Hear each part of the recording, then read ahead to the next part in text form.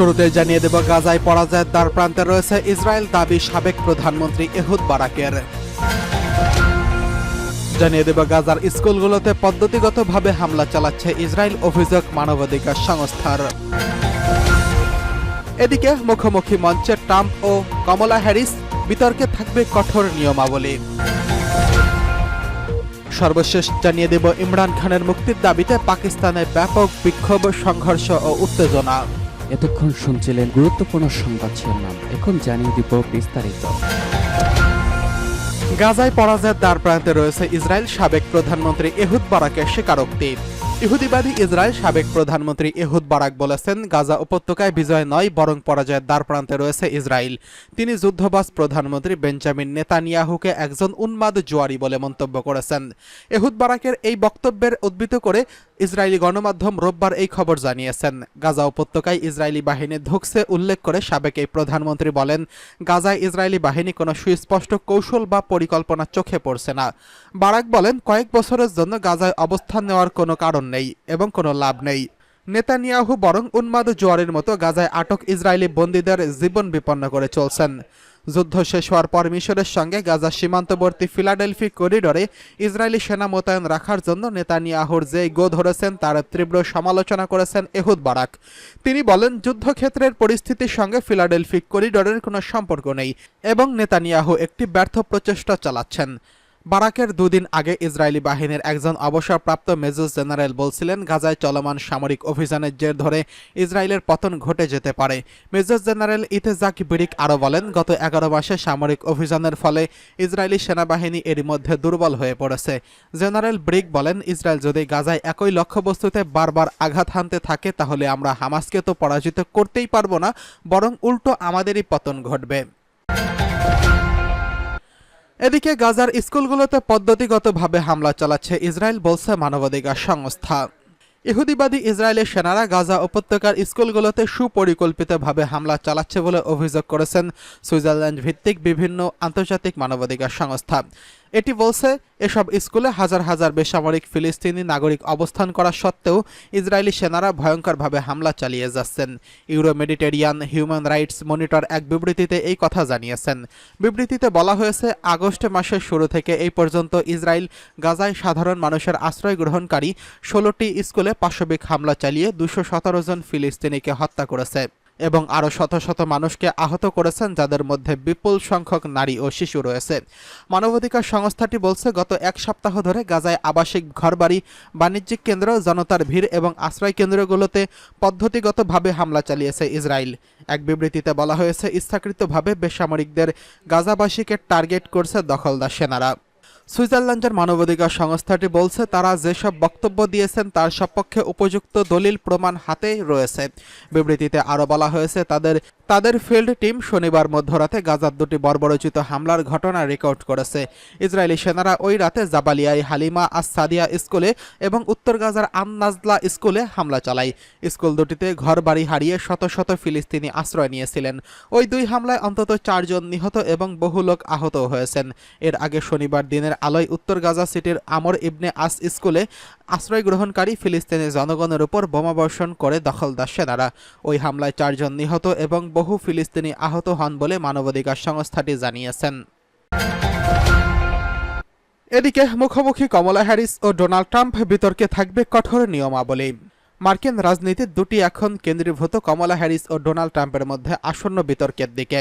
বিতর্কের নিয়মাবলী নিয়ে দীর্ঘ সমালোচনা ও আলোচনার পর অবশেষে আমেরিকার বিখ্যাত সম্প্রচার মাধ্যম এবিসি চূড়ান্ত সিদ্ধান্ত নিয়েছেন। দুই প্রার্থী এবিসির নিয়মাবলী মেনে সম্মতি দিয়েছেন, তবে বিতর্কটি হবে দর্শকবিহীন। এই বিতর্কের সঞ্চালক হিসেবে থাকবেন ডেভিড মুইর এবং লিন্ডসে ডেভিস। বিতর্কটি চলবে 90 মিনিট ধরে। মাঝখানে দুটি বিজ্ঞাপন বিরতি রাখা হবে। এক প্রার্থী যখন কথা বলবেন, অপর প্রার্থীর মাইক তখন বন্ধ রাখা হবে, যাতে প্রতিপক্ষের বক্তব্যে হস্তক্ষেপ না করা হয়। সঞ্চালকরাই প্রশ্ন করবেন, আর কোনো প্রশ্ন প্রার্থীদের আগাম জানানো হবে না। প্রত্যেক প্রার্থী তাদের উত্তর দেওয়ার জন্য পাবেন 2 মিনিট করে সময়। এরপর প্রতিপক্ষের যুক্তি খণ্ডনের সুযোগও থাকবে, যার জন্য আরও 2 মিনিট সময় দেওয়া হবে। পাশাপাশি স্পষ্টীকরণের প্রয়োজন হলে আরও 1 মিনিট অতিরিক্ত সময় পাওয়া যাবে। বিতর্কের শেষে প্রার্থীরা 2 মিনিটের সমাপনী বক্তব্য রাখার সুযোগ পাবেন। বিতর্কের শুরুতে ভার্চুয়াল টসের ফলাফলের ভিত্তিতে প্রথমে কমলা হ্যারিস বক্তব্য দেবেন। দুজনই পুরো বিতর্কের সময় মঞ্চে পোডিয়ামে দাঁড়িয়ে থাকবেন। তাদেরকে কাগজ কলম ব্যবহারের সুযোগ থাকলেও চিরকুট বা নোট রাখতে পারবেন না। এছাড়া বিজ্ঞাপন বিরতির সময় প্রচারণা শিবিরে কারোর সঙ্গে কথা বলার সুযোগ থাকবে না। এর আগে ট্রাম্প প্রেসিডেন্ট জো বাইডেনের সঙ্গে বিতর্কে লজ্জাজনক পরাজয়ের সম্মুখীন হন, যার পর বাইডেন প্রার্থিতা থেকে সরে দাঁড়াতে বাধ্য হন। এই সুযোগে ডেমোক্র্যাটরা কমলা হ্যারিসকে তাদের প্রার্থী হিসেবে মনোনীত করেন। কমলা হ্যারিস ইতিহাসের প্রথম কৃষ্ণাঙ্গ নারী এবং দক্ষিণ এশিয়ার বংশোদ্ভূত ভাইস প্রেসিডেন্ট প্রার্থী।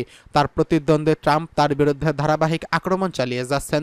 যদিও জাতীয় জরিপে কমলা হ্যারিস ট্রাম্পের এগিয়ে রয়েছেন, তবুও ট্রাম্প বারবার তাকে খাটো করার প্রচেষ্টা চালিয়ে যাচ্ছেন। বিশ্লেষকদের মতে ট্রাম্প বিতর্কে তার স্বভাবসিদ্ধ আক্রমণাত্মক কৌশল অনুসরণ করবেন। তার বয়স ৭৮ বছর এবং হ্যারিসের উদ্যম তাকে কঠিন অবস্থায় ফেলছে। বিশেষজ্ঞ এরিন ক্রিস্টি বলেছেন, এই ধরনের ভিন্নমুখী দুই প্রার্থীর মধ্যে বিতর্ক এর আগে কখনো দেখা যায়নি, তাই এবারের বিতর্কটি হবে অত্যন্ত উত্তেজনাপূর্ণ এবং ফলাফলের নির্ধারক।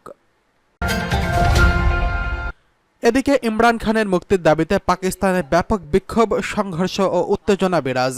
ইমরান খানের মুক্তির দাবিতে পাকিস্তানের রাজধানী ইসলামাবাদে হাজার হাজার মানুষ রাস্তায় নেমে এসেছেন। পাকিস্তান তেহরিক ই ইনসাফ পিটিআই দলের ডাকে রবিবার এই বিক্ষোভ অনুষ্ঠিত হয়। এটি ছিল পিটিআইয়ের জাতীয় নির্বাচনের পর প্রথম বড় বিক্ষোভ। গণমাধ্যম আল জাজিরার মতে এই বিক্ষোভ ইমরান খানের দলকে নতুন করে সক্রিয় করে তুলছে। সামাজিক যোগাযোগ মাধ্যম এক্সে ছড়িয়ে পড়া বিভিন্ন অডিও ও ছবিতে দেখা গেছে হাজার হাজার পিটিআই নেতাকর্মী মিছিল নিয়ে রাজধানীর গুরুত্বপূর্ণ পয়েন্টগুলোর দিকে অগ্রসর হচ্ছেন। শহরের বিভিন্ন রাস্তা বন্ধ করে দেওয়া হলেও তাদের অগ্রযাত্রা থামানো যায়নি। ইমরানের সহচর ঘনিষ্ঠ সহচর হাম্মাদ আজহার বলেছেন, ইমরান খানের মুক্তি না হওয়া পর্যন্ত আমরা বিশ্রাম নেব না। অন্যদিকে লাহোরে পিটিআই নেতা এবং প্রখ্যাত আইনজীবী সালমান আকরাম রাজা বলেছেন, দুর্নীতিবাজ ও অনভিজ্ঞ রাজনীতিবিদদের হাত থেকে পাকিস্তানকে বাঁচাতে পারেন একমাত্র ইমরান খান। ইসলামাবাদ প্রশাসন বিক্ষোভ ঠেকাতে আগে থেকেই শহরের বিভিন্ন পয়েন্টে কঠোর নিরাপত্তা ব্যবস্থা গ্রহণ করেন। তারা শহরের প্রবেশ পথগুলোতে বড় বড় কন্টেইনার দিয়ে ব্যারিকেড তৈরি করেছিল, কিন্তু পিটিআই কর্মীরা সেই বাধা অতিক্রম করে রাজধানীতে প্রবেশ করতে সক্ষম হন। বিক্ষোভকারীদের একজন রাবিনা গফর আল জাজিরাকে বলেন, আমাদের জন্য রাজধানীতে পৌঁছানো সহজ ছিল না, সব রাস্তা বন্ধ ছিল, কিন্তু আমরা প্রতিজ্ঞাবদ্ধ ছিলাম। ইমরান খানের মুক্তির দাবিতে যখন ডাক দেওয়া হয়েছে তখন আমরা তা উপেক্ষা করতে পারি না, আমরা শেষ নিঃশ্বাস পর্যন্ত লড়াই চালিয়েই যাব। পিটিআই নেতাদের মতে আইনশৃঙ্খলা রক্ষাকারী বাহিনী বিক্ষোভকারীদের দমনের নানা অপচেষ্টা চালাচ্ছেন। স্থানীয় টেলিভিশন চ্যানেল সামা নিউজের ফুটেজে দেখা গেছে পুলিশ বিক্ষোভকারীদের ছত্রভঙ্গ করতে টিয়ার শেল নিক্ষেপ করছে। পাল্টা হিসেবে বিক্ষোভকারীরা পুলিশের দিকে ইটপাটকেল ছুড়ছে এবং এতে সংঘর্ষ তীব্র আকার ধারণ করেছে। পাকিস্তানের সাবেক প্রধানমন্ত্রী ইমরান খান এবং এপ্রিল মাসের পার্লামেন্টে অনাস্থা ভোটে পরাজিত হয়ে ক্ষমতাচ্যুত হন এবং 2023 সালের আগস্ট মাসে কারাগারে আটক রয়েছেন। ইসলামাবাদ পুলিশ এর একজন মুখপাত্র জানিয়েছেন, বিক্ষোভ চলাকালীন পুলিশের সদস্যদের লক্ষ্য করে ইটপাটকেল নিক্ষেপ করা হয়, যার ফলে কয়েকজন আহত হয়েছেন। আহতদের মধ্যে একজন সিনিয়র কর্মকর্তাও রয়েছেন।